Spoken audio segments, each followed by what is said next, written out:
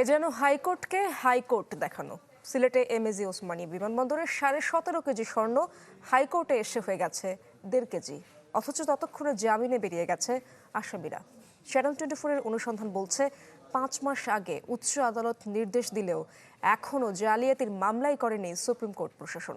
এতে চটেছেন প্রধান বিচারপতি। বাকিটা জানাচ্ছেন মাসুদুর রহমান। ঢালাইয়ে দৃঢ়তা, নির্মাণে নিশ্চয়তা, প্রিমিয়ার সিমেন্ট, ঢালাইয়ের রাজা। গেল বছর ফেব্রুয়ারিতে সিলেট এমএজি ওসমানী বিমানবন্দর থেকে 2 যাত্রীকে আটক করে জাতীয় গোয়েন্দা সংস্থা এনএসআই। অভিনব কায়দায় 2টি টেবিল ফ্যান ও 2টি চার্জার লাইটের ভেতরে 17 কেজি 500 গ্রাম স্বর্ণ নিয়ে বেরিয়ে যাওয়ার সময় তাদের আটক করা হয়। সিলেটের এই স্বর্ণ চোরাচালানের ঘটনা নতুন জালিয়াতির জন্ম দিয়েছে।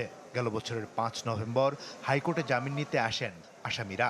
সেখানেই 17 কেজি 500 গ্রাম স্বর্ণকে দেখানো হয় মাত্র 1 কেজি 500 গ্রামে। সব শুনে তখন অভিযুক্তদের জামিন দেন হাইকোর্ট। এর 5 দিন পর জালিয়াতির বিষয়টি ধরা পড়ে। রাষ্ট্রপক্ষ জামিনের নথি তল্লাশি করে দেখে 17 থেকে 7 সংখ্যাটি সুকৌশলে ফেলে দেওয়া হয়েছে। এ ঘটনার জানাজানি হলে স্থগিত করা হয় জামিন, যদিও ততক্ষণে কারাগার থেকে বেরিয়ে যান আসামিরা। জালিয়াতির ঘটনায় জড়িতদের বিরুদ্ধে তখনই মামলার নির্দেশ দেন হাইকোর্ট। জাল কাগজ তৈরি করে, সার্টিফাইড কপি তৈরি করে আপনার আমাদের annex 3 number court my lord mister justice S M Abdul Mubin এবং my lord mister justice Sagir Hossain ওনাদের কোর্ট থেকে 5/11-তে বেল নিয়েছিলেন এই অ্যাকুজ পিটিশনার হিসেবে। যাদের সংশ্লিষ্টতা পাওয়া যাবে অথবা একটা থ্রো ইনভেস্টিগেশনের মাধ্যমে তাদের সকলের বিরুদ্ধে মামলা দায়েরের জন্য কোর্ট কোনো ব্যক্তিকে স্পেসিফিক করে বলে দেননি।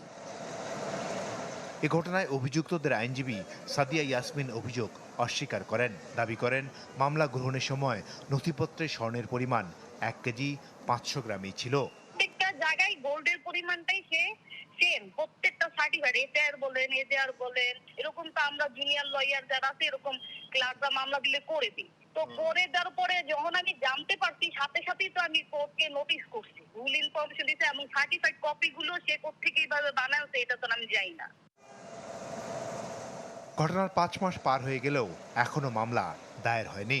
তাই দ্রুত মামলার নির্দেশ দিয়েছেন প্রধান বিচারপতি। আইনজীবীরা বলছেন জালিয়াতি ঠেকাতে এমন উদ্যোগ প্রশংসার। যে কোনো দুর্নীতির বিরুদ্ধে তার অবস্থান সবসময় জিরো টলারেন্স। সুতরাং তিনি যে ব্যবস্থা নেবেন সেটা আমি আস্থাশীল, এবং আমরা সবাই তা মনে করি আস্থাশীল হয়, বাঞ্ছনীয়। কারণ তার দক্ষতা নিয়ে, তার সততা নিয়ে কোনো প্রশ্ন নেই। এবং আইনজীবীদের সাহায্য সহযোগিতা যদি মনে করেন যে বিচার বিভাগের প্রধান অর্থাৎ প্রধান বিচারপতি, তাহলে আইনজীবীরা সেখানে সাহায্য সহযোগিতা করতে এগিয়ে আসবে। আইনজীবীদেরাও চায় যে কোনো রকম টাউট, বাটপার ইত্যাদি এই বিচার অঙ্গনে না ঢুকুক। গেল সপ্তাহে হাইকোর্টে আরও একটি মামলার জালিয়াতি ধরা পড়ে, যার তদন্ত চলছে। মাসুদুর রহমান, চ্যানেল 24, ঢাকা।